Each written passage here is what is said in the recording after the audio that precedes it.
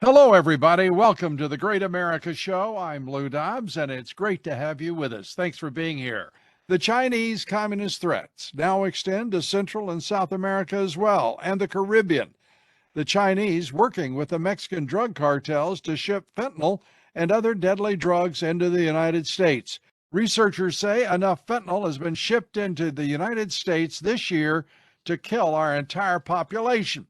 Our guest today is Derek Maltz, former DEA top official and former agent and great American. Derek has been sounding the alarm on fentanyl for years. Derek, it is good to have you back with us again here on the Great America Show. You always have so much information on what's happening in this country when it comes to the drug trade, the impact of these Biden open borders, and of course, the role of the federal government. Let's start, if we may, with this week's assault on the port of entry in El Paso, Texas, by 1,000 migrants. It was astonishing to watch that unfold. Your reaction? Well, look, the cartels are going to take advantage of vulnerabilities and weaknesses, okay? Biden is known as the migrant president in Mexico. They know if they get to America, they're getting freebies, okay? Our taxes are going to go up. Our schools are going to be crowded. Our hospitals are already busting at the seams. So these migrants, most of them just want a better life, and they will take advantage of the wide open border and the current policies of this administration. But it's very, very sad because we're seeing so many gotaways, Lou, that are coming into America. Like we have over 1 million. I think it's 1.2 million known gotaways. And this is those folks that we consider high value targets, and we have no idea who they are. We don't know what they're bringing. You know, I mean, they're coming from China, from Russia, from Yemen, from Syria, from Iran, from all these countries that hate America. So we can have, terrorist, acts being developed in our streets today in this country because we don't know who's here. And these other migrants, they're filing these false asylum claims.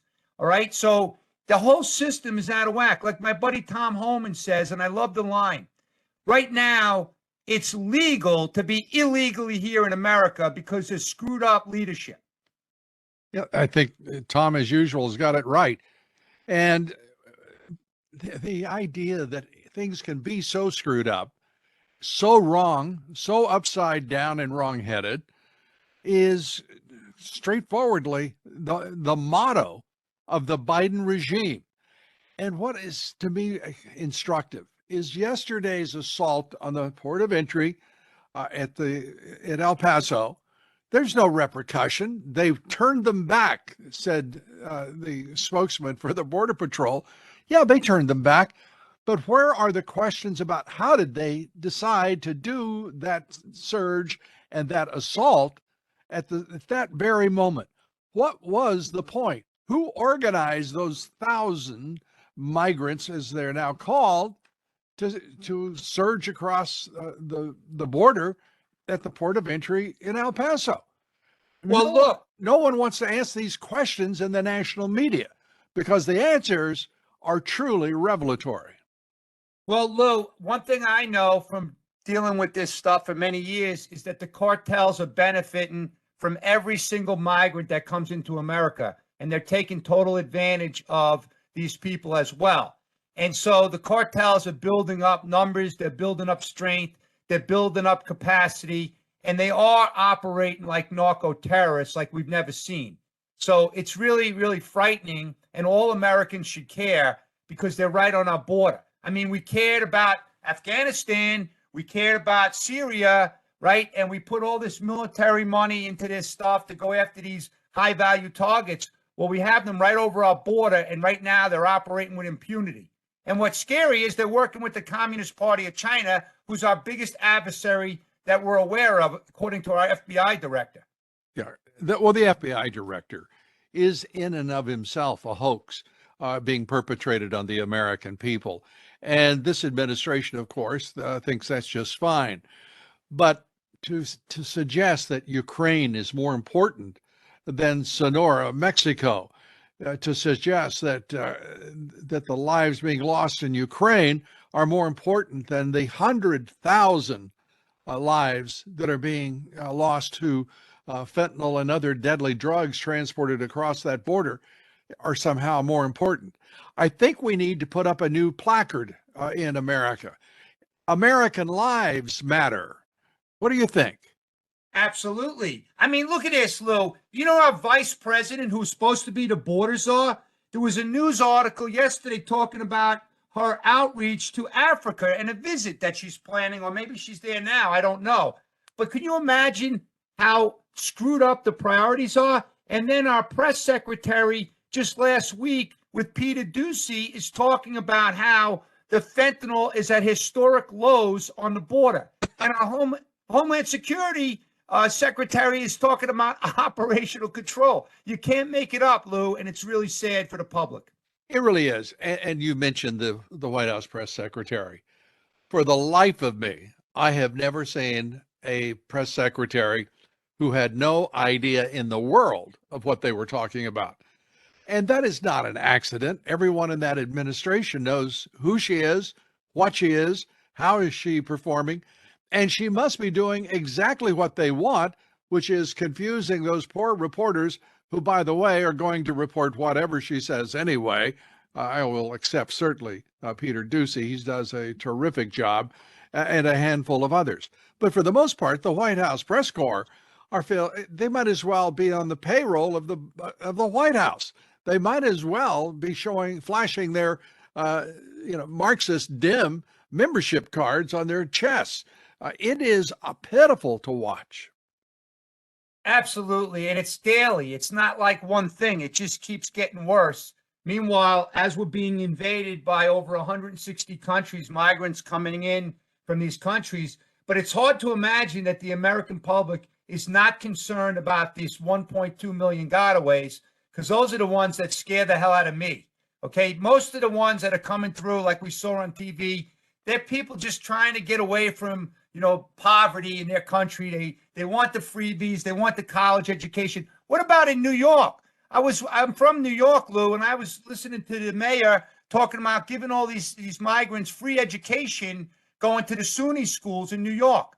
If you're college age, you go upstate, we'll give you the education. What about all of us who have paid loans and all the kids and grandkids that are paying loans to go to college, and with these migrants are being treated better than citizens? And the homeless, look at the homeless problem. Yeah, but no one will look at the homeless problem. No one, even the veterans associations are doing nothing about the number of veterans who are part of the homeless problem, who are living in squalor when we should be taking care of them. They obviously, those who are there, and by the way, not just veterans, I think all of them, they either have drug problems, they have psychological problems. It is one thing after another.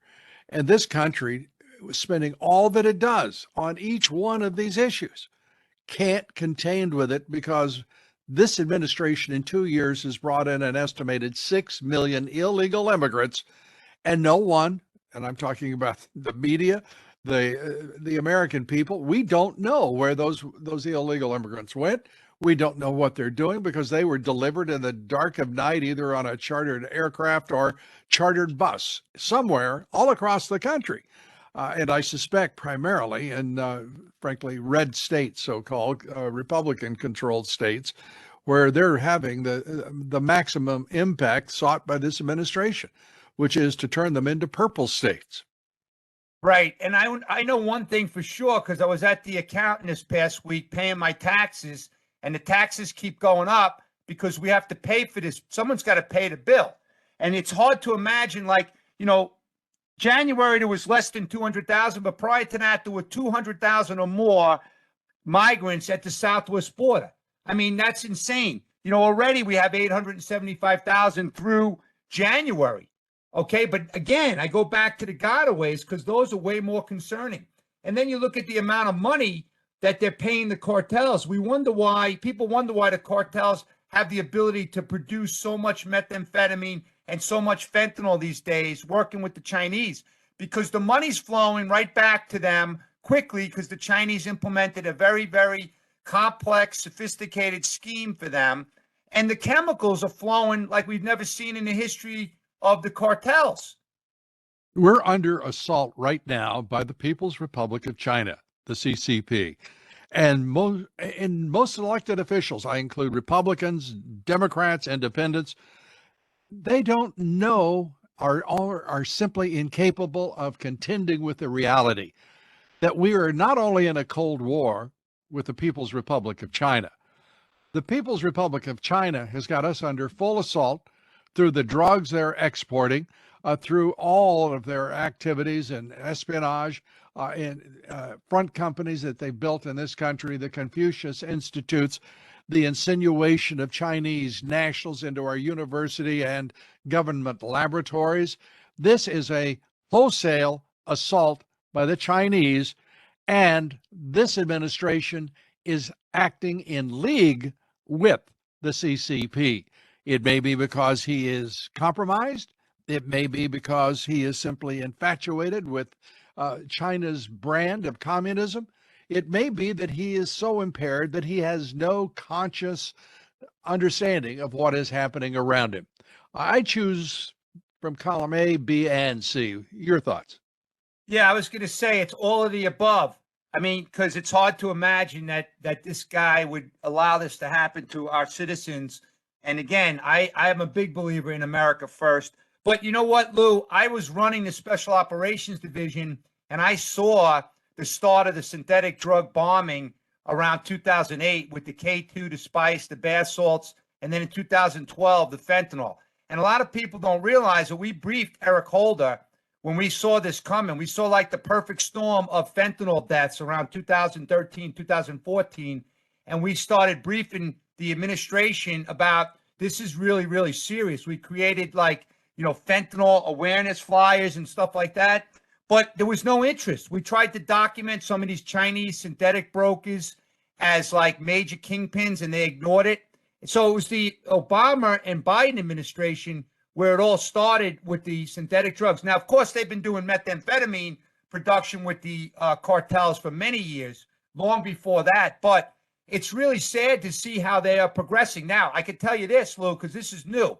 You may have seen some of this, but now we're seeing this flesh-eating drug called Trank all over America. Mm-hmm. It's called xylazine, but it's a legitimate pharmaceutical drug that's used for, sedation, and like it's a horse tranquilizer, as an example. Right. It's not made for human consumption. But now the drug traffickers are going on the websites in China, and they're ordering it for as low as $1 a kilogram, $1 to $10 a kilogram. They import it through the mail services. They mix it in with the fentanyl. They create the pills in our country, and our kids are dying at record levels. That's another assault on our country coming from the labs in China. Just like the COVID, Chinese virus, as we said, okay? And now you have also, Lou, a more potent synthetic opioid called nitazene, isonitazene, and etonitazene.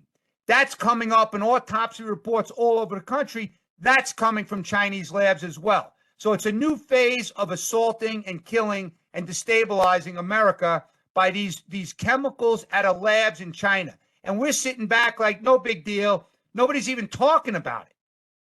Well, we're talking about it and have been for a long time. And when you talk about Trank, folks, this is a drug you also may be familiar with in some level as the zombie drug, because people are rendered to that level of consciousness by these drugs, if not killed outright.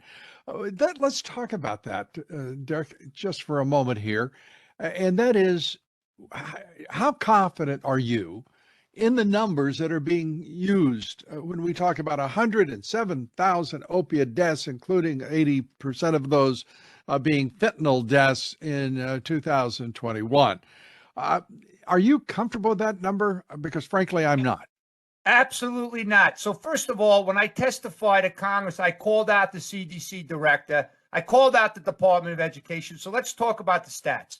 The Families Against Fentanyl, headed by the founder, Jim Rao, who lost his son in Ohio, they're doing the work now for the CDC because the CDC is not being held accountable. And that's really sad because during COVID, we had every day on the TV, COVID cases, COVID deaths, right? Real-time numbers. Now, she herself even admitted, the CDC director, that there was some issues with the COVID stats and she fell on the sword. But right now, with the fentanyl related deaths, they're not even talking about that. And so Jim Rao and his organization had to go through a lot of the CDC statistics, and they're the ones that came up with the conclusion that the number one cause of death for those in 18 to 45, age range is from fentanyl. And he also came up with new statistics, which are very alarming, about the fastest demographic is kids under 14. Okay, so Unbelievable. it's unbelievable. Like under 1, and then from 5 to 14, and then from 1, from 2 to 4, or whatever it was, they're like quadrupling or tripling the amount of deaths in a 2-year period. But my point of answering it that way is we have no idea how many people are dying from fentanyl. And by the way, no one's even keeping track of the first responders, Narcan, saving lives, hundreds of thousands of people being saved. If it wasn't for Narcan, the numbers would probably be like 500,000. I mean, that's just a guess. I don't have any knowledge for sure on that because we don't get the numbers. Because, of course, all the antiquated laws that are going on in the country, basically what we have with the HIPAA laws, you can't even talk to, anyone about, like, you just revived a 17-year-old kid in high school because, of course, that would be a HIPAA violation. But it's like we said earlier, everything is so antiquated and we're not up to speed with the current assault on America. And that's the big problem, Lou. President Biden is not capable of running the federal government. I don't think anyone should even pretend that he is.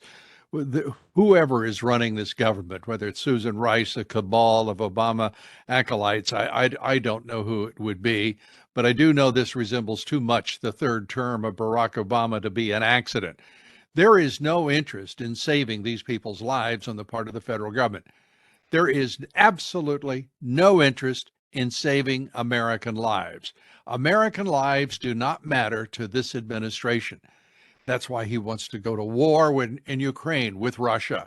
He's put our troops into harm's way on the eastern flank in Europe.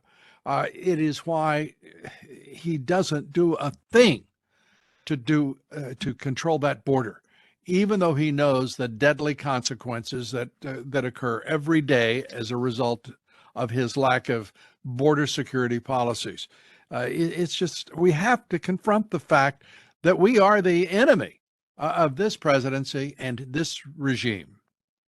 It sure seems that way to me, Lou. And then, I don't know what made me think of this, but it's just driving me nuts because not only is there soft on crime and corrupt leadership north of the border, but there's a lot of that going on south of the border. Like, look at AMLO's statement last week that they don't produce fentanyl in Mexico. Meanwhile, February 14th, he announced the largest fentanyl lab ever in Mexico and talked about this is something new.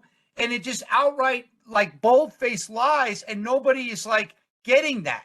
It's unbelievable. Like, they're lying north and south of the border to the public, and kids are dying at record levels. It's hard to imagine that anybody would want to see kids dying. It is hard to imagine, except we don't have to imagine because it's the reality. But the cameras of the corporate-owned national media won't be trained on those bodies and those victims of fentanyl and other deadly drug poisons that are being trafficked all over this country. You won't see that. And if to tell you the truth, I look at the Daily Mail every day. That's one of my go-to reads because I'm seeing better coverage of what is happening in America in the Daily Mail, the UK newspaper and website, than I am from any newspaper in the United States. And that is a simple fact. And by the way, folks, if you want to do that, go to dailymail.com. Because they are doing a terrific job of covering what's happening in this country. Well, your newspapers, anywhere, you name it, I don't care what city, what town, they're doing a better job. And by the way, they don't advertise with us or do it. We don't have advertising in point of fact. So I'm just saying that out of just a sense of fact and the body politic in this country being so perverse that we have to turn to a foreign newspaper to actually get us at least a better sense of what is happening. Your thoughts, Derek, on that?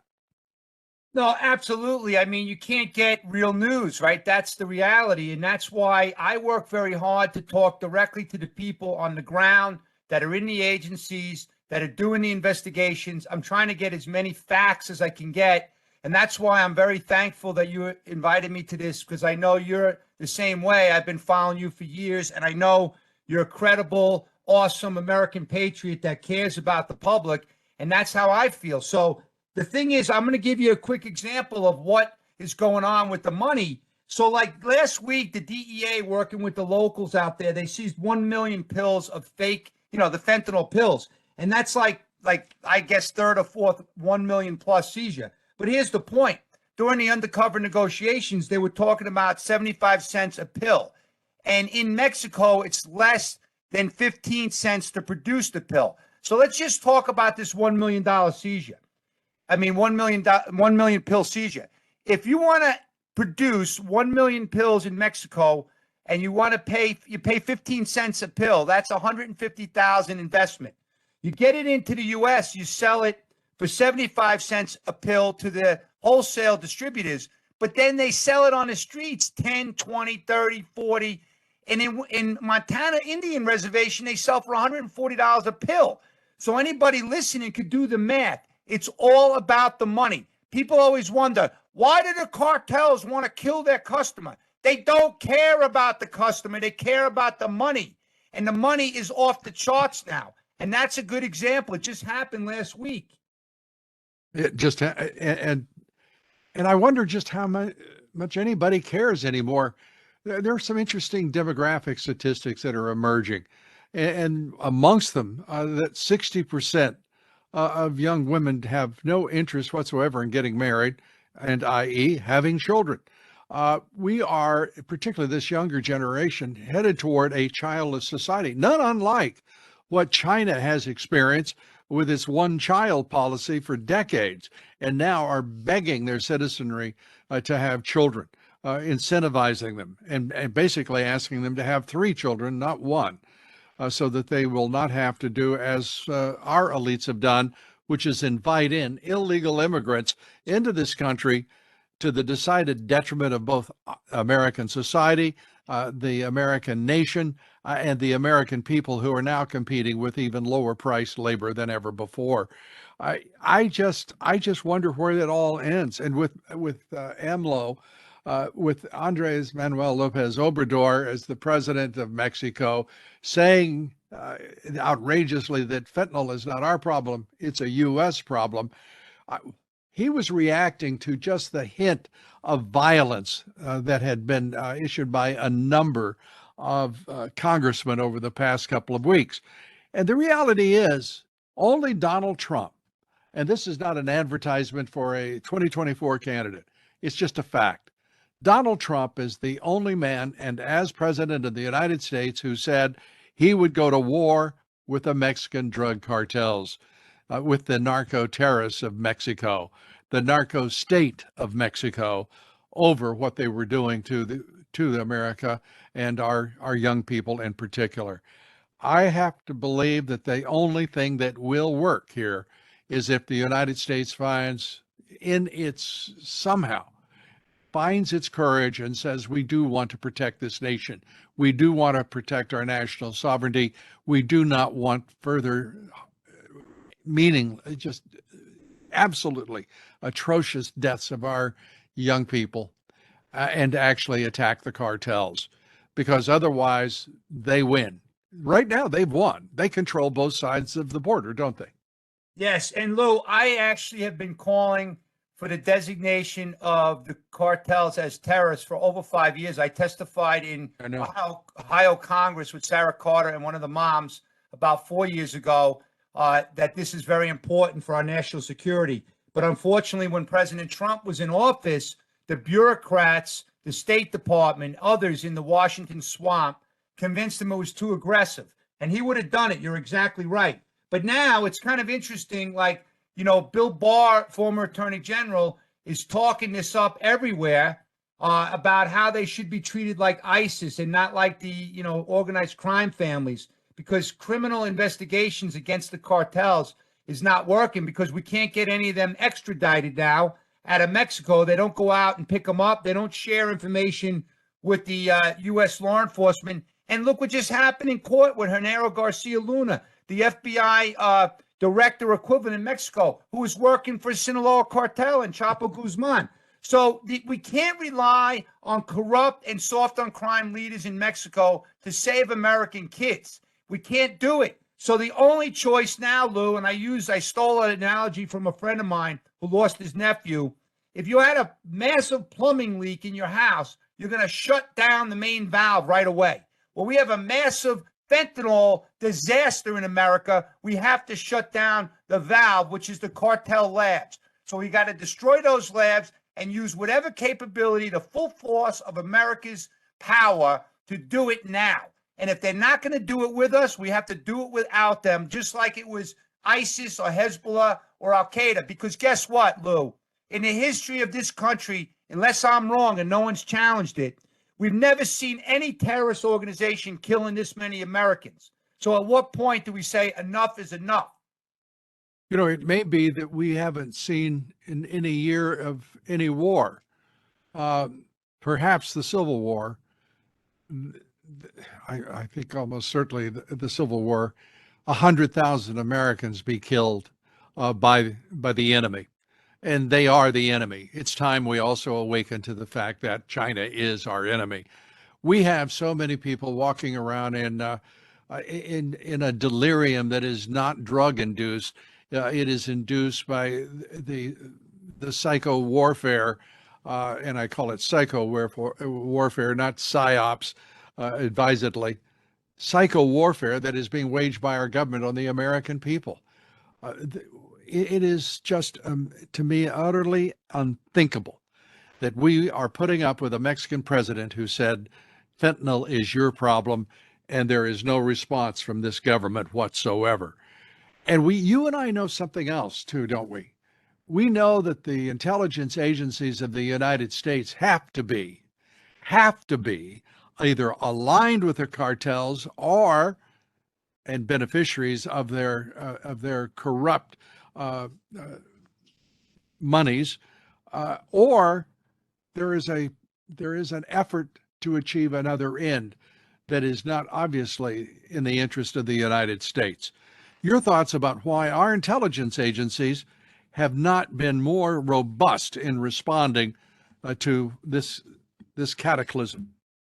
Well, that's a head spinner, Lou. I mean, as an American patriot myself, my father was in the DEA for 30 years. My brother died in Afghanistan fighting for the country. It's hard for me to believe because every interaction I've ever had with leadership in the intelligence community, it's always been about protecting America from foreign actors, right? And this is not what I'm seeing now. So action speaks louder than words, okay? So something is going on. I don't have specific knowledge on exactly what it is, but what I can say is that it's all about the money. In my experience, it's always been about the money.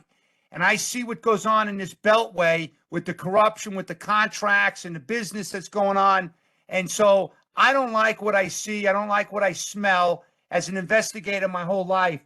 But I can tell you what, it's certainly the activities are not in the best interest of the American public because we've never had this happen. And the fact that no one's even talking about it from the White House and going out, like simple things, Lou. We don't even have public service announcements from the Department of Education or the White House about the dangers of these deadly synthetic drugs. What we're doing now is we're teaching people how to use them safely. We want to teach them how to inject themselves safely now. It's insanity.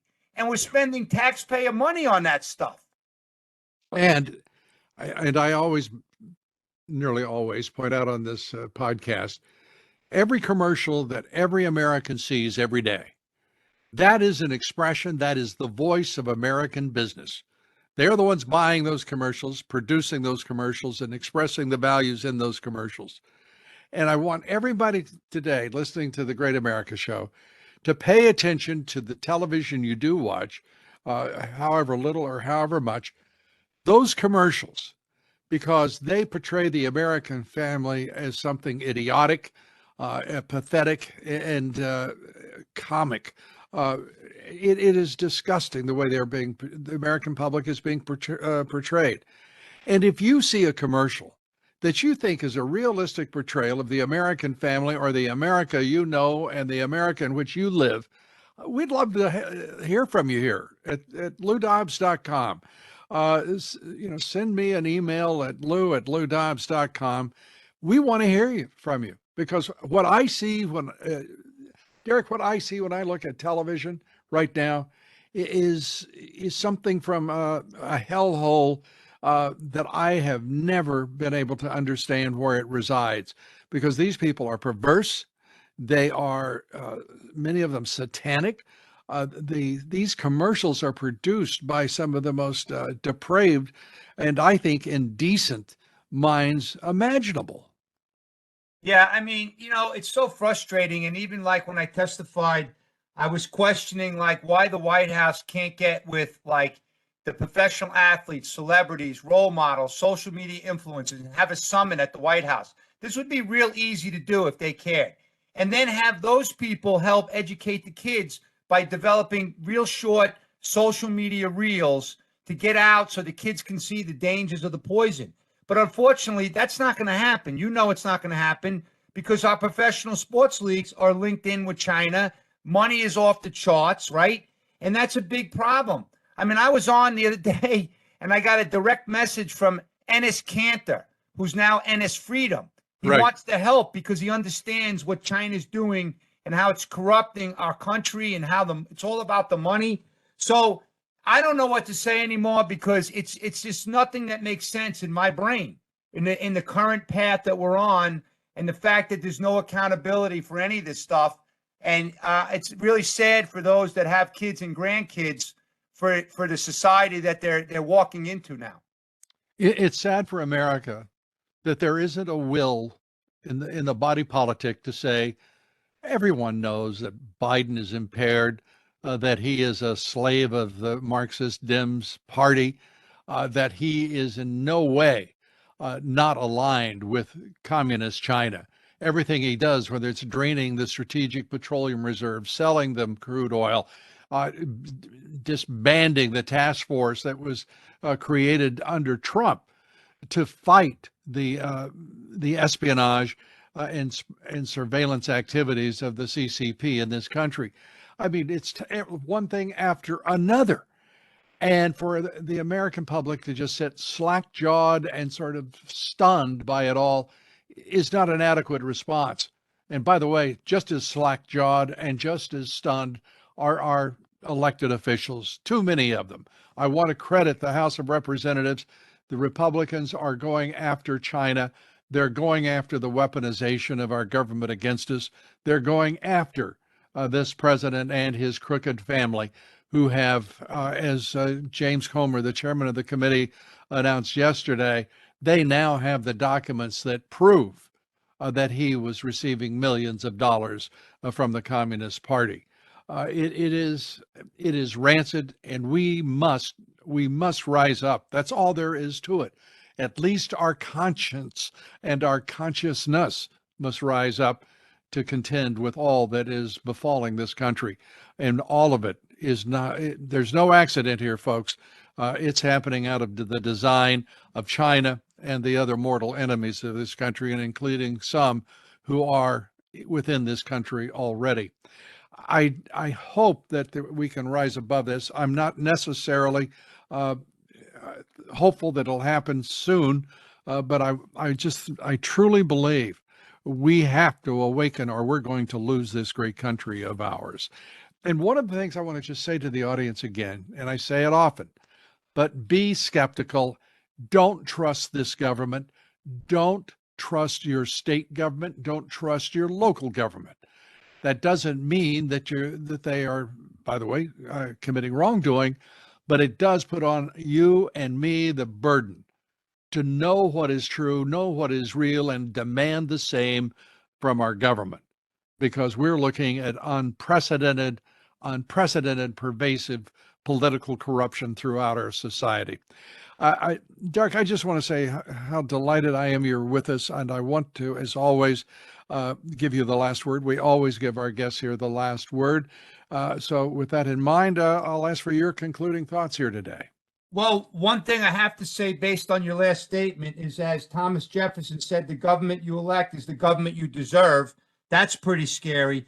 But what I would say to the parents out there, one thing that's really important, I highly recommend you watch Dead on Arrival. It's a very short documentary. It talks about the death and destruction of this fentanyl. And remember, addicted people need help, and mental illness is on the rise. The government's not dealing with that. So kids are sadly turning to these pills for help. Right in your houses, they're ordering up deadly pills from social media sites. They're being delivered to the house, and they're dropping all over the country. So you can't treat or educate a kid in the damn morgue. So you have to proactively engage as parents to teach them about this deadly scourge that's killing historic amounts of kids. Thank you so much, Lou. Derek, thank you for being with us. Derek Maltz, Great American. And thank you, everybody, for being with us today.